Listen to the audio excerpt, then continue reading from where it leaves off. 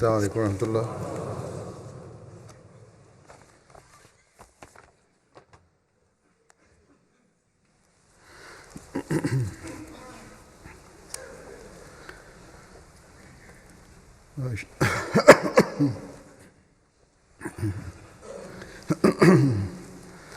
أشهد أن لا إله إلا الله وحده لا شريك له وأشهد أن محمدا عبده ورسوله أما بعد فأعوذ بالله من الشيطان الرجيم بسم الله الرحمن الرحيم الحمد لله رب العالمين الرحمن الرحيم مالك يوم الدين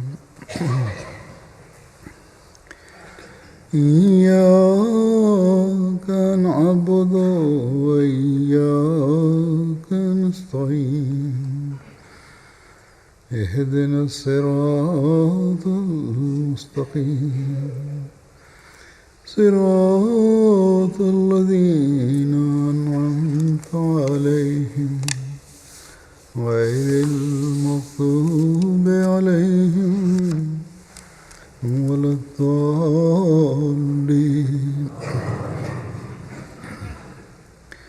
يا أيها الذين آمنوا كتب عليكم الصيام كما كتب على الذين من قبلكم لعلكم تتقون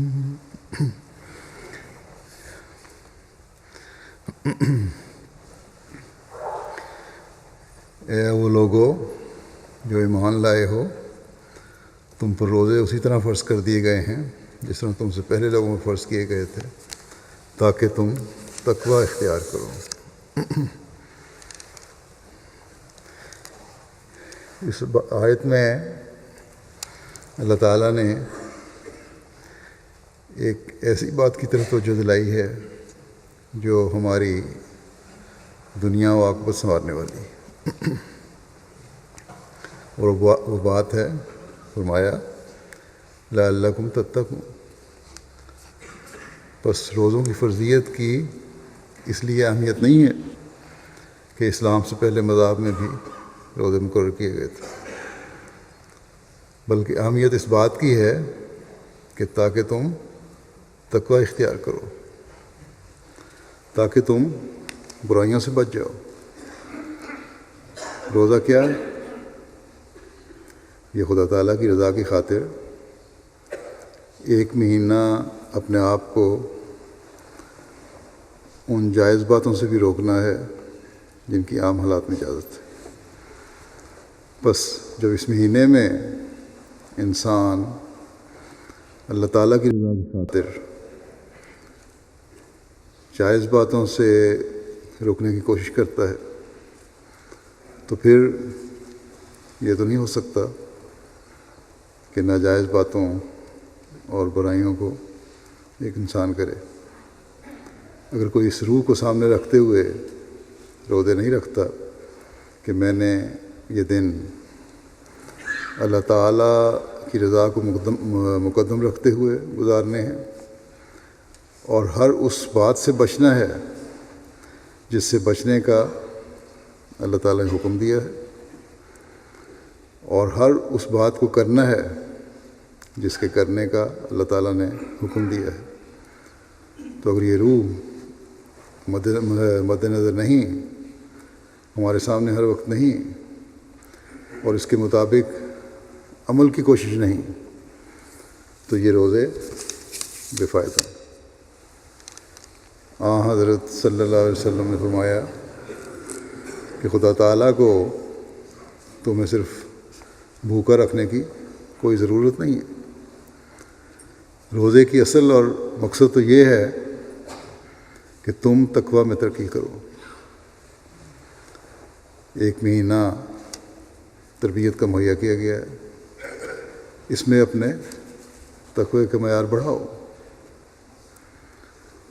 یہ تقویٰ تمہارے نیکیوں کے معیار بھی بلند کرے گا، یہ تمہیں مستقل نیکیوں پر قائم بھی کرے گا اور اللہ تعالیٰ کا قرب بھی دلائے گا، اور اسی طرح گزشتہ گناہ بھی معاف ہوں گے۔ حضرت صلی اللہ علیہ وسلم نے ایک موقع پر فرمایا کہ جس شخص نے رمضان کے روزے ایمان کی حالت میں رکھے اور اپنے نفس کا محاسبہ کرتے ہوئے رکھے، اس کے گزشتہ گناہ معاف کر دیے جائیں گے۔ بس جب گزشتہ گناہ معاف ہو جائیں اور پھر تقویٰ کو اختیار کر کے انسان اس پر قائم ہو جائے تو ایسا انسان یقیناً رمضان میں سے گزرنے کے مقصد میں کامیاب ہو گیا، بلکہ اس نے اپنی زندگی کا مقصد پا لیا ہے۔ تقویٰ کے فوائد جو ہمیں قرآن کریم میں ملتے ہیں، اس میں ایک فائدہ اللہ تعالیٰ نے خود یہ بیان فرمایا ہے کہ فاتقوا اللہ یا اولی الالباب لعلکم تفلحون۔ بس اے عقل مندو، اللہ کا تقویٰ اختیار کرو تاکہ تم فلاح پاؤ، بامراد ہو جاؤ۔ بس کون ہے جو کامیابی حاصل نہیں کرنا چاہتا؟ دنیا کی کامیابیاں تو یہی رہ جانی ہے۔ اصل کامیابی تو وہ ہے جو اس دنیا میں بھی کامیابی ہے اور اگلے جان کی بھی کامیابی ہے، اور وہ اللہ تعالیٰ نے فرمایا کہ اگر تمہارے میں عقل ہے تو سن لو کہ وہ تقویٰ میں پر قائم ہونے سے ہی کامیابی ملے گی۔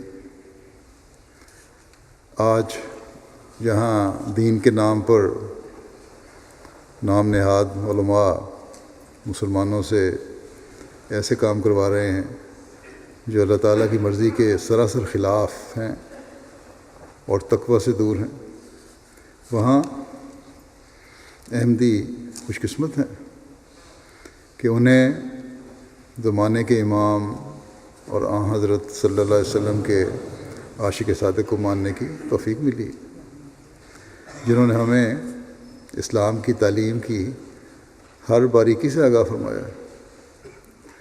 تقویٰ کیا ہے اور تقویٰ کا حصول کن کن چیزوں سے ہوتا ہے، اور اپنی جماعت کے افراد سے اس بارے میں حضرت مسیح موعود علیہ السلام کیا توقع رکھتے ہیں، ان باتوں کو جاننے اور سمجھنے کے لیے میں نے آج حضرت مسیح موعود علیہ السلام کے بعض حوالے لیے ہیں جو اس وقت میں آپ کے سامنے رکھنا چاہتا ہوں۔ یہ وہ رہنما باتیں ہیں جو ہمیں ایمان میں بڑھاتے ہوئے ہمیں تقویٰ پر قائم کرتی ہیں، اور جس تربیت کے مہینے سے ہم تقویٰ کے حصول کے لیے گزر رہے ہیں ان کے لیے لائحہ عمل بھی مقرر کرتی ہیں۔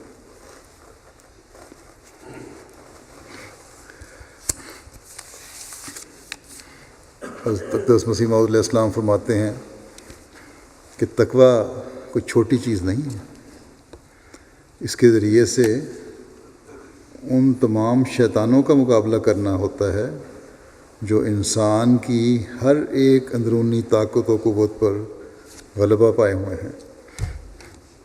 یہ تمام قوتیں نفس امارہ کی حالت میں انسان کے اندر شیطان ہیں، یعنی بدی کی طرف رغبت دلانے والی جو طاقتیں ہیں یا جو خیالات ہیں، انسان کے اندر آتے بدی کی طرف جانے کے لیے اور نیکیوں سے روکنے کے لیے، یہ انسان کے اندر کا شیطان ہے۔ فرمایا کہ اگر اصلاح نہ پائیں گی یہ قوتیں، ان طاقتوں کو جو تمہارے اندر نفس امارہ کی صورت میں ہیں، جو شیطان کی شکل میں ہیں،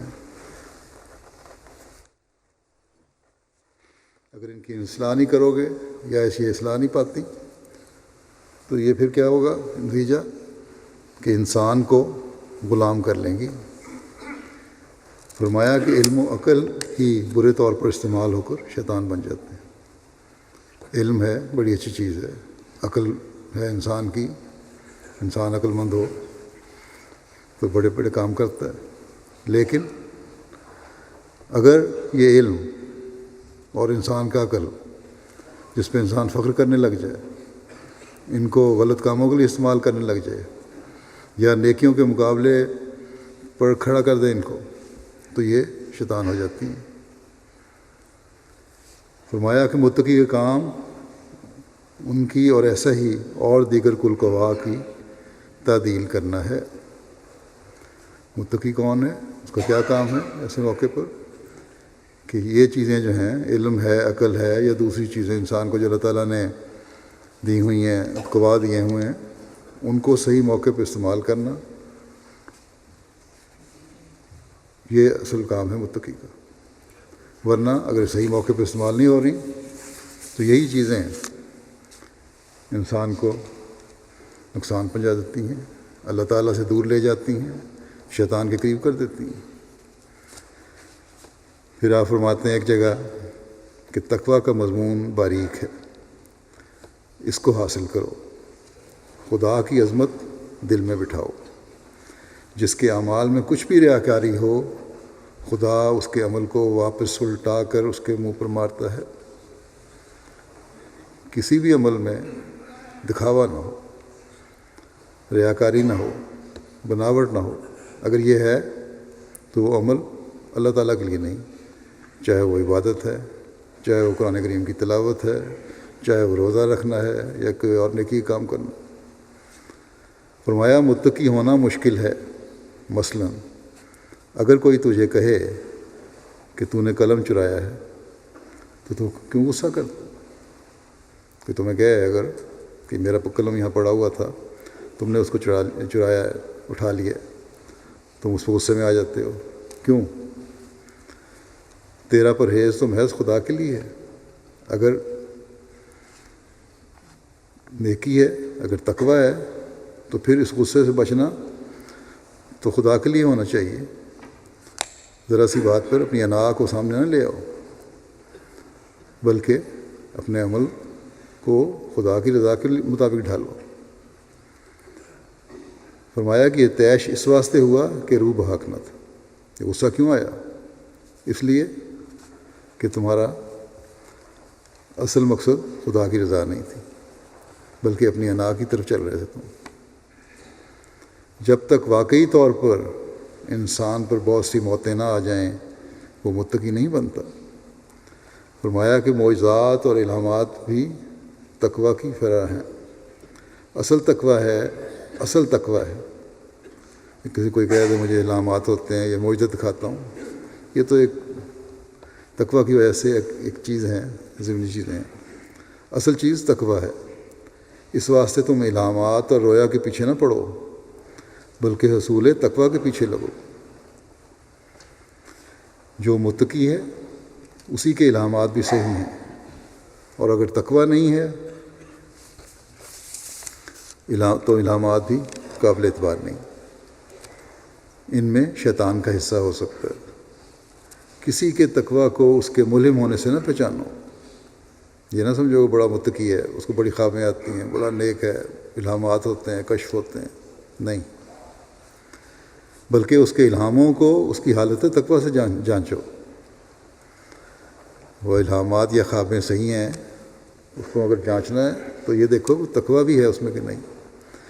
بعض چھوٹی چھوٹی باتیں ہوتی ہیں، یہ مثال مثلا دی، کسی نے کہا کہ تم نے میری فلاں چیز اٹھا لی، تو غصہ آ گیا۔ یہ طیش میں آنا، غصے میں آنا، اپنے حق کی خاطر دوسرے کو نقصان پہنچانا، یہ چیزیں تقویٰ ہیں۔ اور اگر یہ چیزیں نہیں ہیں اور پھر لاکھ کوئی کہتا رہے میں بڑی سچی خوابیں دیکھتا ہوں، مجھے بڑے کشف ہوتے ہیں، تو وہ سب غلط ہے۔ فرمایا کہ ملہم ہونے سے نہ پہچانو بلکہ اس کے الہاموں کو اس کی حالت تقویٰ سے جانچو اور اندازہ کرو۔ سب طرف سے آنکھیں بند کر کے پہلے تقویٰ کے منازل کو طے کرو، انبیاء کے نمونہ کو قائم کرو۔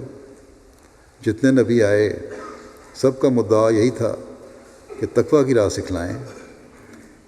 ان اولیاءہ الا المتقون، مگر قرآن شریف نے تقویٰ کی باریک راہوں کو سکھلایا ہے۔ کمال نبی کا کمال امت کو چاہتا ہے۔ فرمایا چونکہ حضرت صلی اللہ علیہ وسلم خاتم النبیین تھے، اس لیے حضرت پر کمالات نبوت ختم ہوئے۔ کمالات نبوت ختم ہونے کے ساتھ ہی ختم نبوت ہوا۔ جو اللہ تعالیٰ کو راضی کرنا چاہے اور معجزات دیکھنا چاہے اور خارق عادت دیکھنا منظور ہو تو اس کو چاہیے کہ وہ اپنی زندگی بھی خارق عادت بنا لے۔ بس یہ انقلاب ہمیں لانے کی ضرورت ہے۔ حضرت صلی اللہ علیہ وسلم کو ماننے والے ہیں، آپ کی امت میں سے ہیں، تو آپ کا اسوہ حسنہ ہمارے لیے، اور اس کے لیے یہی ہے کہ اللہ تعالیٰ سے تعلق بڑھے اور حقیقی تقویٰ پیدا ہو۔ پھر اس بات کی طرف وضاحت فرماتے ہوئے کہ ہر ایک نیکی کی جڑ تقویٰ ہے، فرمایا کہ تقویٰ اختیار کرو۔ تقویٰ ہر چیز کی جڑ ہے۔ تقویٰ کے معنی ہیں ہر ایک باریک در باریک رگے گناہ سے بچنا۔ تقویٰ اس کو کہتے ہیں کہ جس عمر میں بدی کا شبہ بھی ہو اس سے بھی کنارہ کرے۔ یہ نہیں کہ ظاہری بدی ظاہر ہو رہی ہے، بلکہ اگر شک بھی ہے کہ اس میں بدی ہو سکتی ہے اس سے بچو۔ فرمایا دل کی مثال ایک بڑی نہر کی سی ہے جس میں سے اور چھوٹی چھوٹی نہریں نکلتی ہیں، جن کو سوا یا راج بہا کہتے ہیں۔ پنجاب میں، ہندوستان میں، پاکستان میں چھوٹی نہریں جو ہیں ان کو سوا یا راج بہا کہتے ہیں ان کی مقامی زبان میں۔ فرمایا کہ دل کی نہر میں سے بھی چھوٹی چھوٹی نہریں نکلتی ہیں، مثلا زبان وغیرہ، زبان ہے، ہاتھ ہیں، دوسرے سارے کام جو ہیں جو دل کے پر اثر ہوتا ہے ان کا، یا فرمایا کہ دل سے بھی چھوٹی چھوٹی، دل کی نہر میں سے بھی چھوٹی چھوٹی نہریں نکلتی ہیں، مثلا زبان وغیرہ۔ اگر چھوٹی نہر یا سوئے کا پانی خراب ہو اور گندا اور میلا ہو تو قیاس کیا جاتا ہے کہ بڑی نہر کا پانی بھی خراب۔ بس اگر کسی کو دیکھو کہ اس کی زبان یا دست و پا وغیرہ میں سے کوئی عضو پاک ہے تو سمجھو کہ اس کا دل بھی ایسا ہی۔ اگر کسی کی زبان گندی ہے، روزہ رکھنے کے باوجود لڑائی جھگڑوں اور گالم گلوچ سے باز نہیں آتا، یا اس کے ہاتھوں سے غلط کام ہو رہے ہیں، تو سمجھ لو کہ اس کا دل بھی صاف نہیں اور یہ تقویٰ سے دور ہے۔ پھر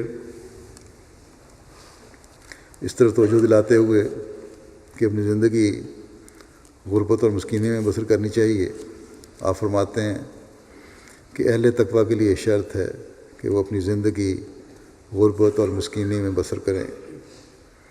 یہ تقویٰ کی ایک شاخ ہے جس کے ذریعے سے ہمیں ناجائز غضب کا مقابلہ کرنا ہے،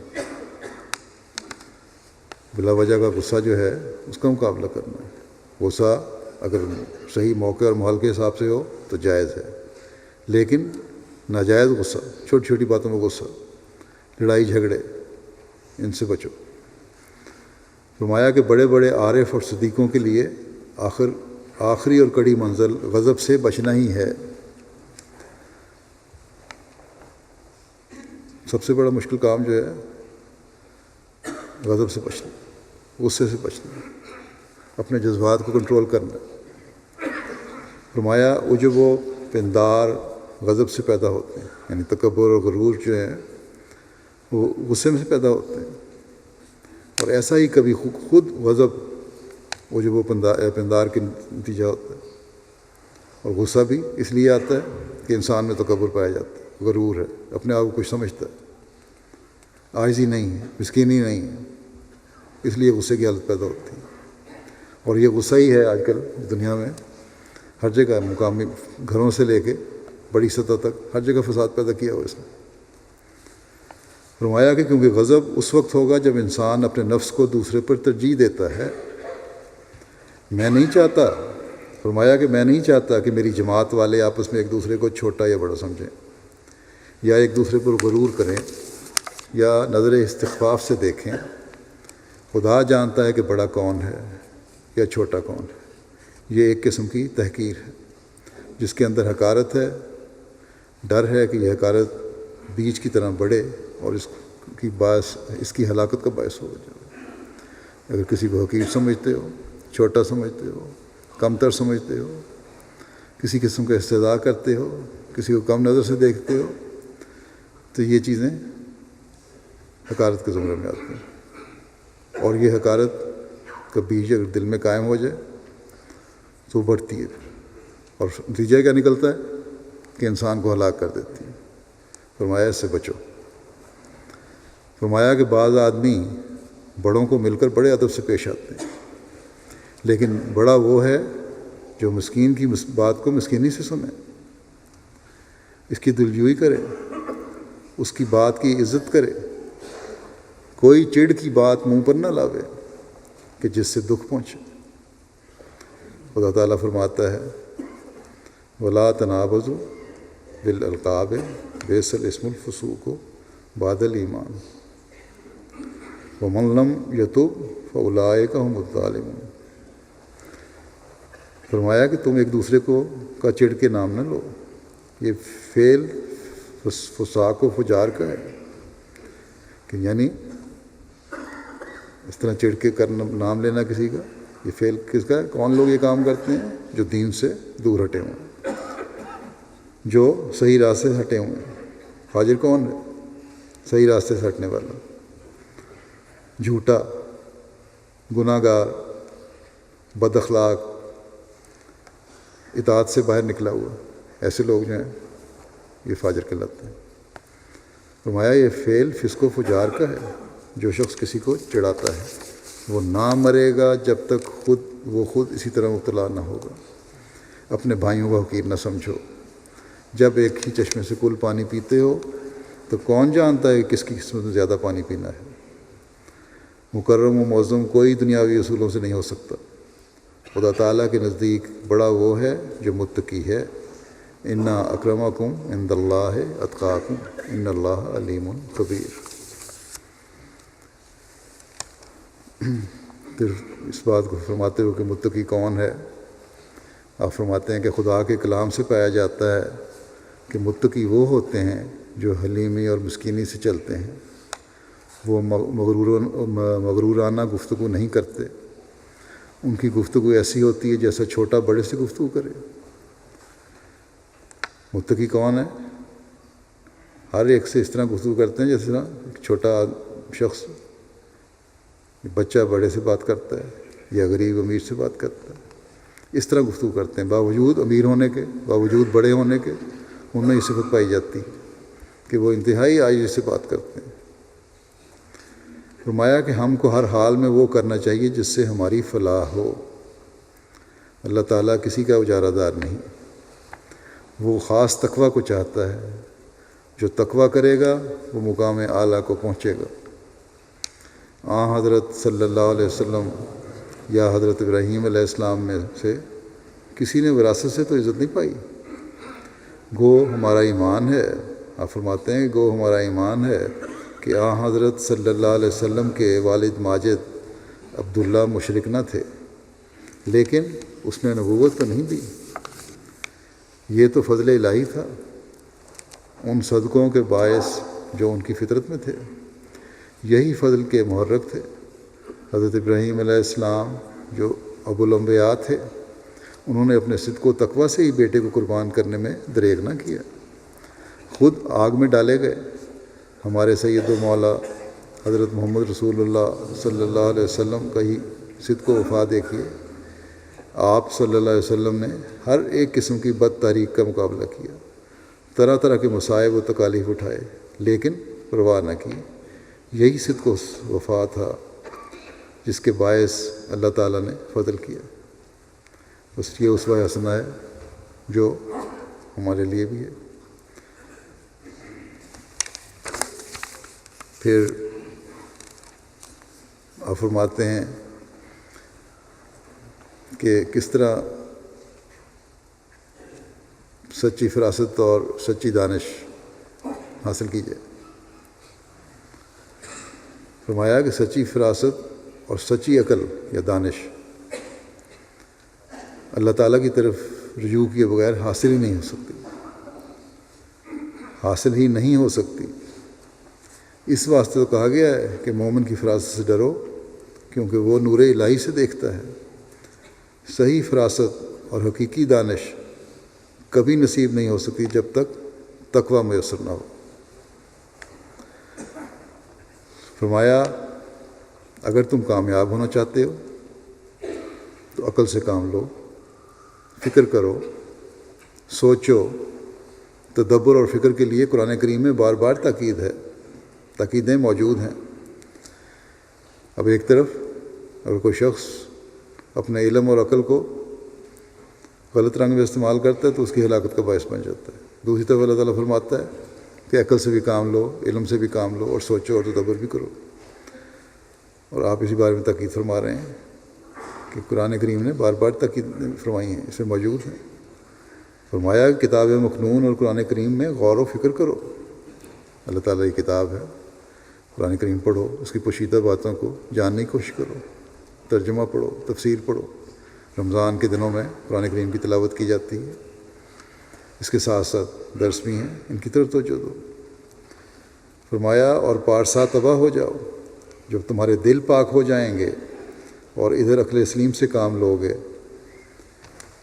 اور تقویٰ کی راہوں پر قدم مارو گے، پھر ان دونوں کو کے جوڑ سے وہ حالت پیدا ہو جائے گی کہ ربنا ما خلقت ھذا باطلا سبحانک فقنا عذاب النار۔ فرمایا تمہارے دل سے نکلے گا یہ، اس وقت سمجھ میں آ جائے گا کہ یہ مخلوق ابس نہیں بلکہ صانع حقیقی کی حقانیت اور اسبار پر دلالت کرتی ہے، تاکہ طرح طرح کے علوم و فنون جو دین کو مدد دیتے ہیں ظاہر ہوں۔ ایک طرف علم اور عقل اللہ تعالیٰ سے لوگوں کو دور لے کے جا رہی ہے آج کل کے جدید لوگوں کو، دوسری طرف اللہ تعالیٰ فرماتا ہے اس عقل اور علم سے کام لوگے تو اللہ تعالیٰ کے وجود کا پتہ لگے گا، اللہ تعالیٰ کی ثنائی کا پتہ لگے گا۔ آج کل لوگ کہتے ہیں کہ خدا نہیں، خدا اس لیے نظر نہیں آتا کہ ان کی دین کی آنکھ اندھی، اپنی عقل اور علم کو صرف دنیاوی معیار پر پرکھتے ہیں، صرف دنیا کی طرف توجہ ہے، اور دین سے اس لیے ہٹ گئے ہیں کہ ان کے دین فرسودہ اور پرانے ہو چکے ہیں۔ اللہ تعالیٰ کی رہنمائی نہیں رہی ان کے لیے، اس لیے اس بارے میں سوچ بھی نہیں سکتے، عقل بھی نہیں کر سکتے۔ قرآن کریم پر ہمارے دین میں تو ہمارے لیے قرآن کریم کتاب ہے، اور وہ ہمیشہ کے لیے علم و معرفت سے پر کتاب۔ قرآن کریم پر غور اور تدبر پھر تقویٰ میں بڑھاتا ہے، اللہ تعالیٰ کی ثنائی کی طرف توجہ دلاتا ہے، اور تقویٰ جب میں بڑھتا ہے انسان پھر خدا تعالیٰ کو دیکھتا ہے، یعنی تقویٰ خدا تعالیٰ کو دکھاتا ہے۔ اللہ تعالیٰ کا وجود پھر غور کرنے والے کو، تقویٰ میں ترقی کرنے والے کو پہاڑوں کی بلندی میں بھی نظر آتا ہے، اور گہری گھاٹیوں میں بھی نظر آتا ہے، دریاؤں میں بھی نظر آتا ہے اللہ تعالیٰ کا وجود، اور سمندروں میں بھی نظر آتا ہے، چاند اور ستاروں میں بھی نظر آتا ہے، کائنات کے مختلف سیاروں میں نظر آتا ہے۔ ایک حقیقی مومن صرف خشک عقل اور منطق پر نہیں چلتا، بلکہ اللہ تعالیٰ سے تعلق پیدا کر کے اللہ تعالیٰ سے نور حاصل کرتا ہے۔ بس روزوں میں اس نور کی بھی ہمیں تلاش کرنی چاہیے کہ رمضان کا مقصد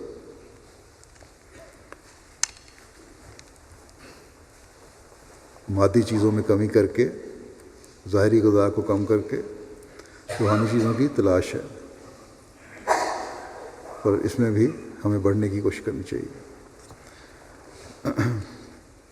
اور اس کے لیے حضرت مسیح موعود علیہ السلام نے فرمایا کہ تزکیہ نفس کی کوشش کرے، ہر انسان اپنے نفس کو پاک کرنے کی کوشش کرے اور اپنے قوا اور طاقتوں کو پاکیزہ کرنے کی کوشش کرے۔ اگر صحیح استعمال کرنا ہے اپنے قوا اور طاقتوں کا، تو حضرت نے فرمایا کہ ان کی تطہیر کرو، ان کو پاک صاف کرو، اور یہی وہ تقوی ہے جو اللہ تعالیٰ ہم سے چاہتا ہے۔ پھر اس بات کی طرف توجہ دلاتے ہوئے کہ اگر جماعت میں شامل ہوئے ہو، اسلام کی خدمت کرنا چاہتے ہو، تو پھر پہلے خود تقوی اور طہارت اختیار کرو۔ اسلام کی خدمت صرف باتوں سے نہیں ہوگی، بلکہ ہمیں تقوی اور طہارت اختیار کرنی پڑے گی۔ آپ فرماتے ہیں کہ اب میں پھر یہ توجہ دلاتا ہوں، جو یہ مضمون چل رہا ہے اس کی طرف توجہ دلاتے ہیں۔ آپ نے کہا پہلے مقصد کی طرف رجوع کرتا ہوں، یعنی صابر و رابط۔ جس طرح دشمن کے مقابلے پر سرحد پر گھوڑا ہونا ضروری ہوتا ہے تاکہ دشمن ہاتھ سے نہ نکلنے پاوے، اسی طرح تم بھی تیار رہو۔ صابر و رابط کی تشریح کرتے فرماتے ہیں سرحدوں پر گھوڑے کھڑے کیے جاتے ہیں، دشمن سے بچاؤ کے لیے فوج کھڑی کی جاتی ہے تاکہ دشمن تمہاری سرحدوں میں داخل نہ ہو۔ فرمایا اسی طرح تم بھی تیار رہو فوجیوں کی طرح، ایسا نہ ہو کہ دشمن سرحد سے نکل کر اسلام کو صدمہ پہنچائے۔ فرمایا کہ میں پہلے بھی بیان کر چکا ہوں کہ اگر تم اسلام کی حمایت اور خدمت کرنا چاہتے ہو تو پہلے خود تقوی اور طہارت اختیار کرو، جس سے خود تم خدا تعالیٰ کی پناہ کے حصن حسین میں آ سکو گے، اللہ تعالیٰ کی پناہ کے مضبوط قلعے میں آ سکو گے، اور پھر تم اس خدمت کا شرف اور استحقاق حاصل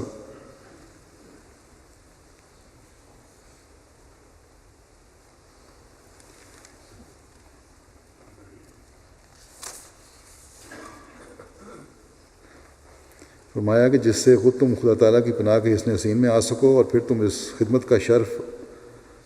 خدمت کا شرف اور استحقاق حاصل ہو۔ جب اللہ تعالیٰ کی پناہ میں آ جاؤ گے تو پھر اس خدمت کا جو اسلام کے حفاظت کی خدمت ہے اس کا تمہیں موقع بھی ملے گا اور تمہارا حق بھی قائم ہو جائے گا، کیونکہ تم نے اپنی اصلاح کی، تقوی پہ قائم ہوئے۔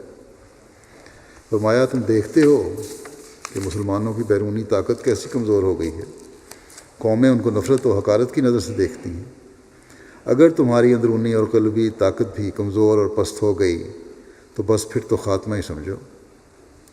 تم اپنے نفسوں کو ایسے پاک کرو کہ قدسی قوت ان میں سرایت کرے اور وہ سرحد کے گھوڑوں کی طرح مضبوط اور محافظ ہو جائیں۔ اللہ تعالیٰ کا فضل ہمیشہ متقیوں اور راست بازوں ہی کے شامل حال ہوا کرتا ہے۔ اپنے اخلاق اور اطوار ایسے نہ بناؤ جن سے اسلام کو داغ لگ جاوے۔ بدکاروں اور اسلام کی تعلیم پر عمل نہ کرنے والے مسلمانوں سے اسلام کو داغ لگتا ہے۔ کوئی مسلمان شراب پی لیتا ہے تو کہیں کہہ کرتا پھرتا ہے، پگڑی گلے میں ہوتی ہے، موریوں اور گندی نالیوں میں گرتا پھرتا ہے، پولیس کے جوتے پڑتے ہیں، ہندو اور عیسائی اس پر ہنستے ہیں۔ اس کا ایسا خلاف شرع فعل اس کی ہی تضحیق کا موجب نہیں ہوتا، بلکہ در پردہ اس کا اثر نفس اسلام پر پہنچتا ہے۔ اسلام بدنام ہو رہا ہے۔ اب آج کل ایک چاہے محدود گروپ ہی ہے، بعض دہشت گرد ہیں یا غلط کام کرنے والے، انہوں نے یہ نہیں کوئی کہتا ہے کہ وہ چند آدمی ہیں یا چند گروپ ہیں، اسلام کو بدنام کیا جاتا ہے، اسلام پر الزام لگایا جاتا ہے کہ اسلام کی ایسی تعلیم ہے۔ تو کسی بھی اسلام کی طرف منسوب ہونے والے کی حرکت بہرحال مخالفین کو، دشمنوں کو اسلام پر انگلی اٹھانے کا موقع دے گی۔ فرمایا کہ مجھے ایسی خبریں یا جیل خانوں کی رپورٹیں پڑھ کر سخت رنج ہوتا ہے جب میں دیکھتا ہوں کہ اس قدر مسلمان بد عملیوں کی وجہ سے مورد عتاب ہوئے۔ دل بے قرار ہو جاتا ہے کہ یہ لوگ جو صراط مستقیم رکھتے ہیں اپنی بد اعتدالیوں سے صرف اپنے آپ کو نقصان نہیں پہنچاتے بلکہ اسلام پر ہنسی کراتے ہیں۔ فرمایا کہ میری غرض اسے یہ ہے کہ مسلمان کہلا کر ان ممنوعات اور مناہیات میں مبتلا ہوتے ہیں جو نہ صرف ان کو بلکہ اسلام کو مشکوک کر دیتے ہیں۔ فرمایا پس اپنے چال چلن اور اطوار ایسے بنا لو کہ کفار کو بھی تم پر جو دراصل اسلام پر ہوتی ہے نکتہ چینی کرنے کا موقع نہ ملے۔ پھر تقویٰ کے اجزاء کے بارے میں مزید وضاحت فرماتے ہیں آپ۔ فرمایا تقویٰ کے بہت سے اجزاء ہیں۔ عجب ہے، یعنی رغبت، تکبر وغیرہ ہے، خود پسندی ہے، اپنی تعریفیں آپ کرنا، اپنے آپ کو اپنی پروجیکشن کرنا، مال حرام ہے۔ فرمایا تقویٰ جو ہے اس میں عجب، خود پسندی، مال حرام سے پرہیز اور بد اخلاقی سے بچنا بھی تقویٰ ہے۔ غرور اور تکبر، خود پسندی، مال حرام کھانے سے بچنا اور بد اخلاقی سے بچنا، یہ سب تقویٰ ہے۔ جو شخص اچھے اخلاق ظاہر کرتا ہے اس کے دشمن بھی دوست ہو جاتے ہیں۔ اللہ تعالیٰ فرماتا ہے ادفع باللتی ہے آسان۔ اب خیال کرو کہ یہ ہدایت کیا تعلیم دیتی ہے۔ اس ہدایت میں اللہ تعالیٰ کا یہ منشا ہے کہ اگر مخالف گالی بھی دے تو اس کا جواب گالی سے نہ دیا جائے بلکہ اس پر صبر کیا جائے۔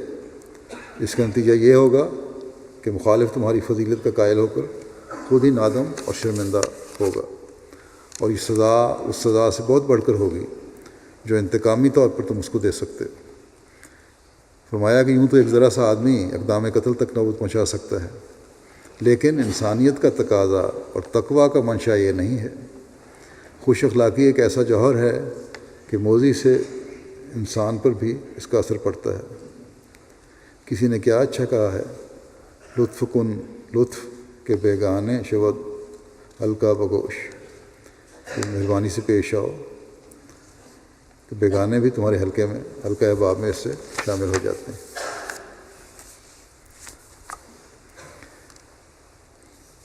پھر اس بات کی طرف توجہ دلاتے ہوئے کہ انسان کو نیک بختی اور تقویٰ کی طرف توجہ کرنی چاہیے، آپ فرماتے ہیں کہ اصل بات جو قابل غور ہے وہ یہ ہے کہ انسان کو نیک بختی اور تقویٰ کی طرف توجہ کرنی چاہیے اور سعادت کی راہیں اختیار کرنی چاہیے، تب ہی کچھ بنتا ہے۔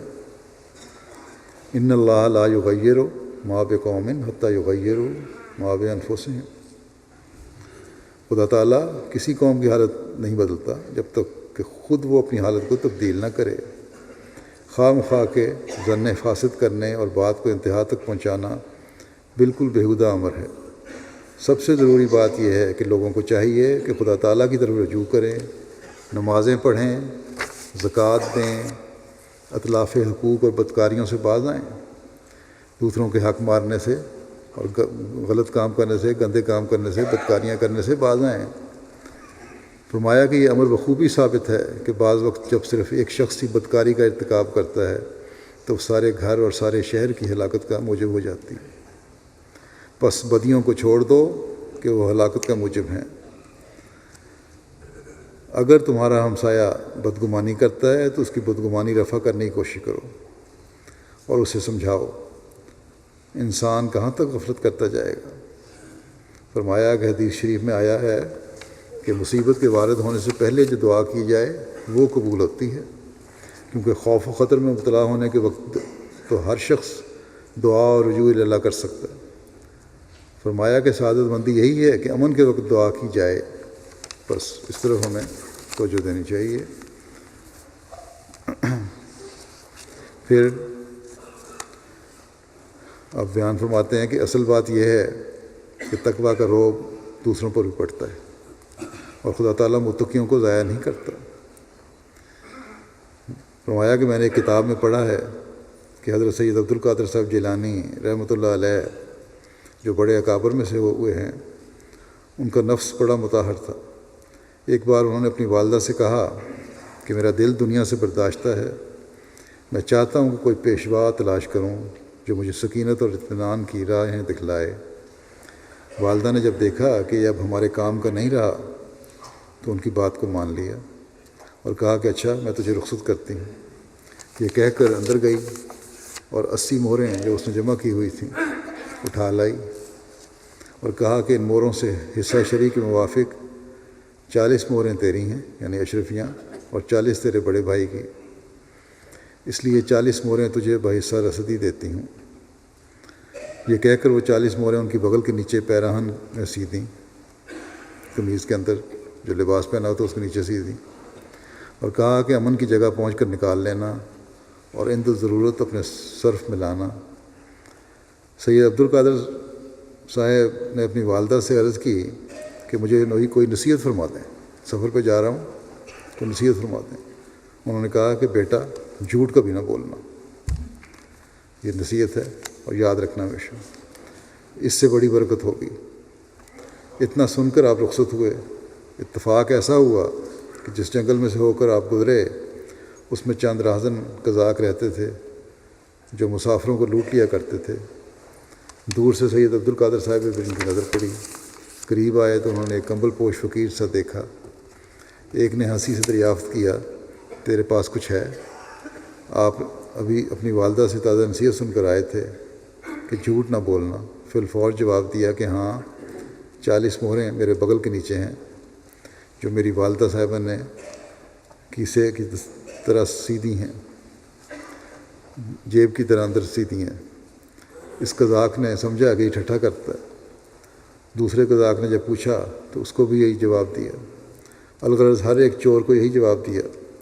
وہ ان کو اپنے امیر قزاقاں کے پاس لے گئے کہ بار بار یہی کہتا ہے کہ میرے پاس اتنی مہریں ہیں۔ امیر نے کہا اچھا اس کا کپڑا دیکھو تو صحیح۔ جب تلاشی لی گئی تو واقعی 40 مہریں برآمد ہوئیں۔ وہ حیران ہوئے کہ یہ عجیب آدمی ہے، ہم نے ایسا آدمی کبھی نہیں دیکھا۔ امیر نے آپ سے دریافت کیا کہ کیا وجہ ہے کہ تو نے اس طرح پر اپنے مال کا پتہ بتا دیا؟ آپ نے فرمایا کہ میں خدا کے دین کی تلاش میں جاتا ہوں۔ روانگی پر والدہ صاحبہ نے نصیحت فرمائی تھی کہ جھوٹ کبھی نہ بولنا۔ یہ پہلا امتحان تھا، میں جھوٹ کیوں بولتا؟ یہ سن کر امیر جو تھا ڈاکوؤں کا امیر قزاق کا رو پڑا اور کہا کہ میں نے ایک بار بھی خدا تعالیٰ کو حکم نہ مانا۔ چوروں سے مخاطب ہو کر کہا کہ اس کلمہ اور اس شخص کی استقامت نے تو میرا تو کام تمام کر دیا ہے، میں اب تمہارے ساتھ نہیں رہ سکتا اور توبہ کرتا ہوں۔ اس کے کہنے کے ساتھ ہی باقی چوروں نے بھی توبہ کر لی۔ بس یہ بات ہمیں بھی اپنے جائزے لینے کی طرف توجہ دلاتی۔ ہم نے بھی حضرت مسیح علیہ السلام کو اس لیے مانا ہے کہ دین بگڑ گیا تھا اور اسلام کی صحیح تعلیم پر کوئی نہیں چل رہا تھا۔ اگر اسلام کی صحیح تعلیم پر ہمیں چلنا ہے تو مسیح موعود کو مانو، ہم نے اس لیے مانا۔ اس کے بعد پھر کیا ہم نے اپنی برائیاں چھوڑ دی ہیں؟ جھوٹ ایک ایسی برائی ہے جو بظاہر معمولی لگتی ہے لیکن بہت بڑی ہے، اور اگر اس واقعہ کے معیار پر پرکھیں تو اکثر شاید اس برائی میں مبتلا ہوں۔ بس بیعت اور تقویٰ کا یہ تقاضا ہے کہ ہم اس برائی سے بچیں۔ اور یہاں آئے ہوئے جو ممالک میں آ رہے ہیں بہت سارے ایسے ہیں جو آئے بھی اس لیے ہیں کہ دین کی وجہ سے باہر نکلیں، اپنے ملک میں ان کو دین کی پر عمل کرنے کی اجازت نہیں تھی، آزادی سے اپنے دین کے اظہار کی اجازت نہیں تھی۔ تو ہمیں تو بہت زیادہ، خاص طور پر مغربی ممالک میں رہنے والوں کو بہت احتیاط کرنی چاہیے کہ اب ہمارا ہلکا سا بھی کوئی فعل ایسا نہ ہو جس سے یہ اظہار ہوتا ہو، یا ہماری زبان سے کوئی ایسا لفظ نہ نکلے جس سے یہ اظہار ہوتا ہو کہ جھوٹ ہے، یا ہم غلط قسم کے فائدے اٹھا رہے ہیں اس اپنے غلط بیانی کرنے کی وجہ سے۔ بس تقویٰ کے معیار کو سامنے رکھتے ہوئے ہر ایک کو اپنے جائزے لینے کی ضرورت ہے۔ پھر اس طرف اب تو جو دلاتے ہوئے کہ خدا تعالیٰ کے عطا کردہ قوا کو کس طرح انصاف سے استعمال کیا جائے، اور ان کو استعمال کرنے سے ہی انسان کی نشو و نما ہوتی ہے۔ آپ فرماتے ہیں کہ اللہ تعالیٰ نے جس قدر قوا عطا فرمائے ہیں وہ ضائع کرنے کے لیے نہیں دیے، ان کی تعدیل اور جائز استعمال کرنا ہی ان کی نشو و نما ہے۔ ان کو انصاف سے استعمال کرنا اور جائز استعمال کرنا ہی ان کی نشو و نما ہے۔ ان کو بڑھانا ہے، ان سے فائدہ اٹھانا ہے، ان کو صحیح رکھنا ہے، تو ان کا جائز استعمال ضروری ہے۔ فرمایا اس لیے اسلام نے قوائے رجولیت یا آنکھ کے نکالنے کی تعلیم نہیں دی، بلکہ ان کا جائز استعمال اور تزکیہ نفس کرایا ہے، جیسا فرمایا قد افلح المومنون۔ فرمایا کہ متقی کی زندگی کا نقشہ کھینچ کر آخر میں بطور نتیجہ یہ کہا کہ وَأُولَٰئِکَ هُمُ الْمُفْلِحُونَ، یعنی وہ لوگ جو تقوی پر قدم مارتے ہیں، ایمان بالغیب لاتے ہیں، نماز ڈگمگاتی ہے پھر اسے کھڑا کرتے ہیں، خدا کے دیے ہوئے سے دیتے ہیں۔ نمازوں میں عبادتیں کر رہے ہیں تو خیالات آتے ہیں نماز میں، اگر دوبارہ اللہ تعالیٰ کی طرف توجہ پھیرتے ہیں ان خیالات کو جھٹک دیتے ہیں، یا کبھی نمازوں کی طرف توجہ نہیں رہتی کہ پڑھنی ہے نمازیں وقت پر، پھر اپنی اصلاح کرتے ہیں، نمازیں وقت پر آنے کی طرف، وقت پر ادا کرنے کی طرف توجہ کرتے ہیں، تو ایسے لوگ ہی پھر فلاح پانے والے ہوتے ہیں اور خدا کے دیے اسے دیتے ہیں۔ جو مال اللہ تعالیٰ نے دیا ہے اس میں سے خرچ کرتے ہیں اس کی راہ میں۔ فرمایا باوجود خطرات نفس بلا سوچے گزشتہ اور موجودہ کتاب اللہ پر ایمان لاتے ہیں، اور آخر کار وہ یقین تک پہنچ جاتے ہیں۔ جب ایمان بالغیب ہوتا ہے تو پھر یقین بھی ہو جاتا ہے، ایسا ایمان ہو جاتا ہے یقین تک پہنچ جاتا ہے۔ فرمایا یہی وہ لوگ ہیں جو ہدایت کے سر پر ہیں، وہ ایک ایسی سڑک پر ہیں جو برابر آگے کو جا رہی ہے اور جس سے آدمی فلاح تک پہنچتا ہے۔ بس یہی لوگ فلاح یاب ہیں جو منزل مقصود تک پہنچ جائیں گے اور راہ کے خطرات سے نجات پائیں گے۔ اس لیے شروع میں ہی اللہ تعالیٰ نے ہم کو تقویٰ کی تعلیم دے کر ایک ایسی کتاب ہم کو عطا کی جس میں تقویٰ کے وصایا بھی دیے، یعنی ساری جو متعلقہ نصیحتیں تھیں تقویٰ کے بارے میں وہ بھی دے دیں۔ سو ہماری جماعت یہ غم کل دنیاوی غموں سے بڑھ کر اپنی جان پر لگائے کہ ان میں تقویٰ ہے یا نہیں۔ پھر اللہ تعالیٰ کے خوف کے بارے میں آپ بتاتے ہیں، فرماتے ہیں کہ اللہ کا خوف اسی میں ہے کہ انسان دیکھے کہ اس کا قول و فعل کہاں تک ایک دوسرے سے مطابقت رکھتا ہے۔ باتیں وہ کیا کر رہا ہے، عمل کیا کر رہا ہے، آپس میں مطابقت ہے، ایک دوسرے سے ملتے ہیں یا مختلف ہیں۔ پھر جب دیکھے کہ اس کا قول و فعل برابر نہیں تو سمجھ لے کہ وہ مورد غضب الہی ہوگا۔ جو دل ناپاک ہے خواہ قول کتنا ہی پاک ہو وہ دل خدا کی نگاہ میں قیمت نہیں پاتا۔ اگر دل گندا ہے، اپنا عمل اس کے مطابق نہیں ہے، کہ چاہے جتنی مرضی ہم نیک باتیں کرتے رہیں، اللہ تعالیٰ کی نگاہ میں اس کی کوئی قیمت نہیں، بلکہ خدا کا غضب مشتعل ہوگا۔ اللہ تعالیٰ سب کو اس سے بچائے۔ فرمایا پس میری جماعت سمجھ لے کہ وہ میرے پاس آئے ہیں اسی لیے کہ تخم ریزی کی جاوے جس سے وہ پھلدار درخت ہو جاوے۔ بس ہر ایک اپنے پر غور کرے کہ اس کا اندرونہ کیسا ہے اور اس کی باطنی حالت کیسی ہے۔ اگر ہماری جماعت بھی خدا نخواستہ ایسی ہے کہ اس کی زبان پر کچھ ہے اور دل میں کچھ ہے تو پھر خاتمہ بالخیر نہ ہوگا۔ اللہ تعالیٰ جب دیکھتا ہے کہ ایک جماعت جو دل سے خالی ہے اور زبانی دعوے کرتی ہے وہ غنی ہے، وہ پرواہ نہیں کرتا۔ بدر کی فتح کی پیشگوئی ہو چکی تھی، فرمایا کہ بدر کی فتح کی پیشگوئی ہو چکی تھی، جنگ بدر کی ہر طرح فتح کی امید تھی کیونکہ پیشگوئی تھی، اللہ تعالیٰ نے کہا تھا فتح دوں گا، لیکن پھر بھی یہاں حضرت صلی اللہ علیہ وسلم رو رو کر دعا مانگتے تھے۔ حضرت ابوبکر صدیق رضی اللہ عنہ نے عرض کیا کہ جب ہر طرح فتح کا وعدہ ہے تو پھر ضرورت الہا کیا ہے؟ حضرت صلی اللہ علیہ وسلم نے فرمایا کہ وہ ذات غنی ہے، یعنی ممکن ہے کہ وعدہ الہی میں کوئی مخفی شرائط ہوں، بس یہ ہمارے لیے بڑے خوف کا مقام ہے۔ بے شک حضرت مسیح علیہ السلام سے بھی اللہ تعالیٰ نے ترقی کے وعدے کیے ہیں، کامیابی کے وعدے کیے ہیں، غلبے کے وعدے کیے ہیں، لیکن ہمیں اس کا حصہ بننے کے لیے اپنے جائزے لینے کی ضرورت ہے۔ پھر آپ فرماتے ہیں کہ ہماری جماعت کے لیے خاص کر تقویٰ کی ضرورت ہے، خصوصاً اس خیال سے بھی کہ وہ ایک ایسے شخص سے تعلق رکھتے ہیں اور اس کے سلسلہ بیعت میں ہیں جس کا دعویٰ معموریت کا ہے، تا وہ لوگ جو خواہ کسی قسم کے بغضوں، کینوں یا شرکوں میں مبتلا تھے یا کیسے ہی روب دنیا تھے، ان تمام آفات سے نجات پائیں۔ پرانی بیماریاں تھیں لیکن اب ایسے شخص سے منسوب ہو گئے ہیں جو اس کا معمولیت کا دعویٰ ہے۔ اب جب اس کی طرح منسوب ہو گئے تو اس لیے منسوب ہوئے تاکہ ان چیزوں سے اور مصیبتوں سے نجات پائیں۔ آپ فرماتے ہیں آپ جانتے ہیں کہ اگر کوئی بیمار ہو جاوے، خواہ اس کی بیماری چھوٹی ہو یا بڑی، اگر اس بیماری کے لیے دوا نہ کی جاوے اور علاج کے لیے دکھ نہ اٹھایا جاوے، بیمار اچھا نہیں ہو سکتا۔ ایک سیاہ داغ منہ پر نکل کر ایک بڑا فکر پیدا کر دیتا کہ کہیں یہ داغ بڑھتا بڑھتا کل منہ کو کالا نہ کر دے۔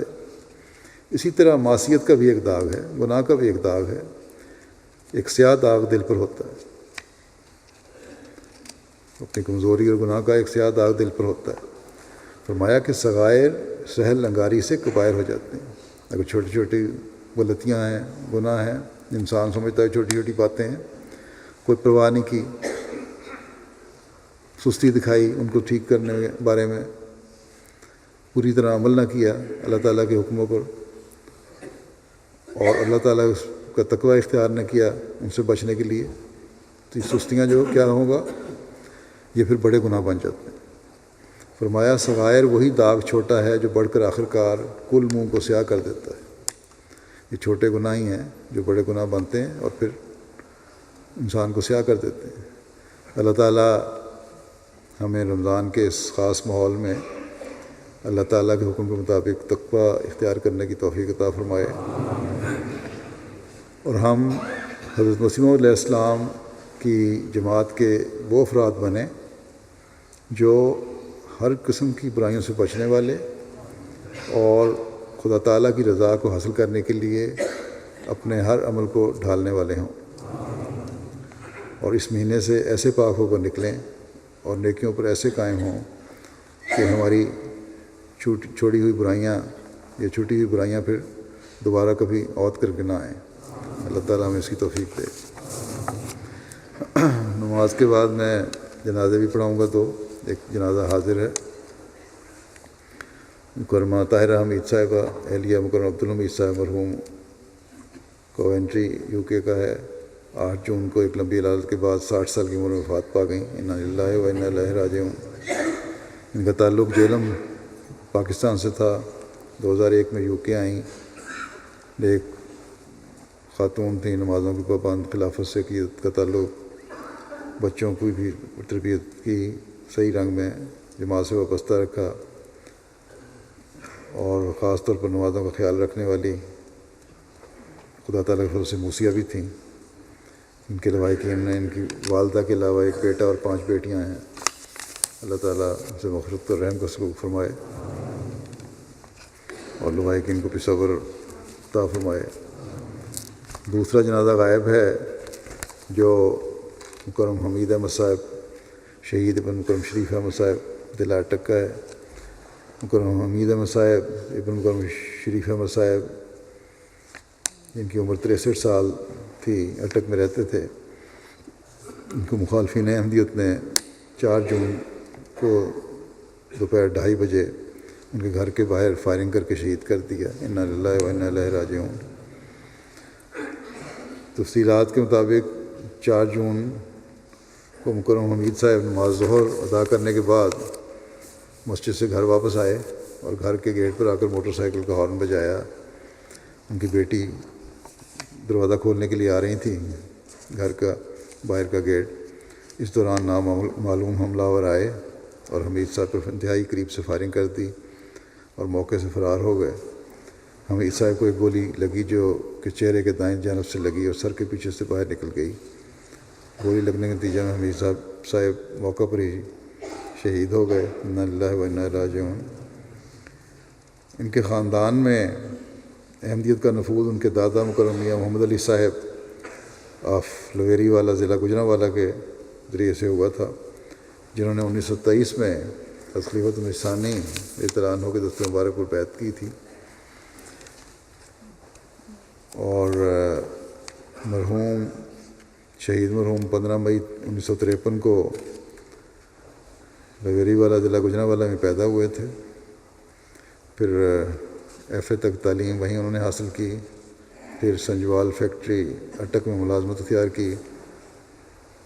دوران ملازمت شہید نے گریجویشن مکمل کیا اور ساتھ ساتھ DHMS کا کورس بھی کیا، اس کی پریکٹس بھی کرتے تھے ہومیوپیتھی کی۔ 26 سال سروس کرنے کے بعد شہید مرحوم نے ریٹائرمنٹ لے لی اور پھر اٹک شہر میں ہومیوپیتھی کلینک کھولا۔ مرحوم کی شادی 1982 میں محترمہ عبد الکریم صاحبہ بنت مکرم بشیر احمد صاحب سے ہوئی تھی۔ روا کے تھے، روا کلاتھ سٹور کے نام سے مشہور تھے ان کی دکان۔ ان کی بھی وفات 4 سال قبل ہو گئی تھی، بیمار تھیں۔ مرحومہ گورنمنٹ کالج اٹک میں بطور لیکچرر کام کر رہی تھیں۔ شہید مرحوم بے شمار خوبیوں کے مالک تھے، دعوت اللہ، مہمان نوازی، ہمدردی، غریبوں کی مدد، عہدیداران کی اطاعت بڑے نمایاں وصف تھے۔ بڑے فعال داعی اللہ تھے، لازمی چندہ کی ادائیگی اور دیگر تمام مالی تحریکات میں بڑھ چڑھ کر حصہ لیتے تھے۔ سنجوال فیکٹری میں ملازمت کے دوران اپنے ایک ساتھی کی بیعت کروائی، جس کے بعد اس شخص کی ساری فیملی بھی جماعت میں شامل ہو گئی۔ اسی طرح اس ایک خاندان کے 9 افراد نے بیعت کی، جس پر فیکٹری میں ان کی مخالفت بھی شروع ہو گئی۔ شہید مرحوم گورنمنٹ کی طرف سے الاٹ شدہ کوارٹر میں رہتے تھے۔ مخالفین نے ان کے گھر پر پتھراؤ بھی کیا۔ آخرکار فیکٹری کی انتظامیہ نے حمید صاحب اور ان کے ساتھی 9 بائے کا سنجوال فیکٹری سے واہ فیکٹری ضلع راولپنڈی تبادلہ کر دیا۔ شہید مرحوم کو کچھ عرصہ سے مخالفت کا سامنا تھا۔ جنوری 2015 میں ایک شرپسند نے مسجد اٹک اور اس کے کلینک کو آگ لگانے کی کوشش کی تھی، تاکہ چوکیدار کے بروقت آ جانے پر وہ شخص بھاگ گیا۔ اس واقعے کے 2 روز بعد اس شرپسند نے دوبارہ ان کے کلینک کو آگ لگانے کی کوشش کی اور موقع پر پکڑا گیا، بعض پولیس کے حوالے کر دیا گیا۔ ان کے بیٹے نوید احمد صاحب یہاں ہیں، جا نہیں سکے والد کے جنازے پہ۔ کہتے ہیں کہ میرے والد خلافت کی اطاعت کرنے والے انسان تھے، بڑے دلیر انسان تھے، دعوت اللہ کرنے والے تھے، 5 وقتہ نمازوں کی خود بھی پڑھتے تھے، ہمیں بھی تلقین کرتے تھے، قرآن کریم کی تلاوت روزانہ کرتے، اس کی تلقین کرتے، اور یہاں بھی کئی دفعہ جلسے پر آ چکے تھے، اور ہمیشہ یہ کوشش ہوتی تھی کہ مسجد فضل میں آ کے اپنی نمازیں باجماعت ادا کریں۔ ان کی چھوٹی بیٹی سلمان نوزت کہتی ہیں کہ والد صاحب دین کو دنیا پر مقدم رکھنے والے تھے اور ہر طریق پر لبیک کہتے تھے۔ شہادت سے تقریباً ہفتہ پہلے یہی کہتے تھے کہ بیٹی زندگی کا کوئی بھروسہ نہیں ہے، اور پھر اسی ساتھ ہی نیکیوں کی تلقین بھی کیا کرتے تھے۔ اور ایک یہ تھی، ایک بیٹی ان کی فساد حمید صاحب ہیں، وہ کہتی ہیں کہ جمعہ کوئی خطبہ یہاں سے لائیو آ جاتا تھا، اس کی ریکارڈنگ کر کے، آڈیو ریکارڈنگ کر کے واٹس ایپ پر پھر دوستوں کو بھجوایا کرتے تھے۔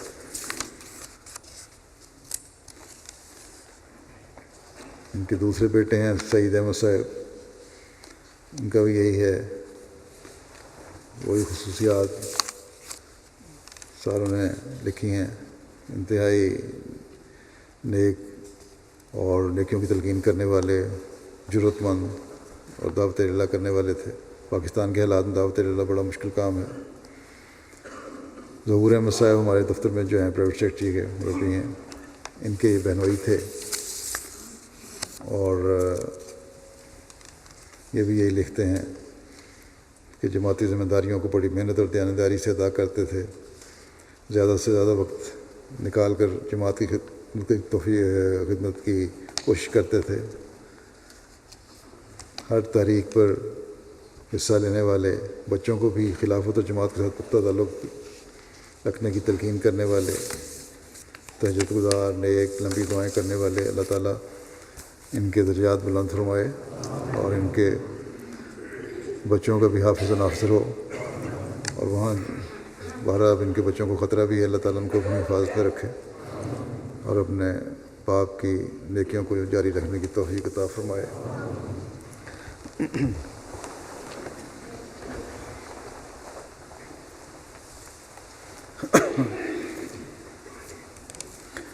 الحمد للہ نحمده ونستعینه ونستغفره ونؤمن به ونتوکل علیہ ونعوذ باللہ من شرور انفسنا ومن سیئات اعمالنا، من يهده الله فلا مضل له ومن يضلل فلا هادي له، ونشهد أن لا إله إلا الله ونشهد أن محمدا عبده ورسوله۔ عباد الله رحمكم الله، إن الله يأمر بالعدل والإحسان وإيتاء ذي القربى وينهى عن الفحشاء والمنكر والبغي يعظكم لعلكم تذكرون۔ اذكروا الله يذكركم وادعوه يستجب لكم ولذكر الله أكبر۔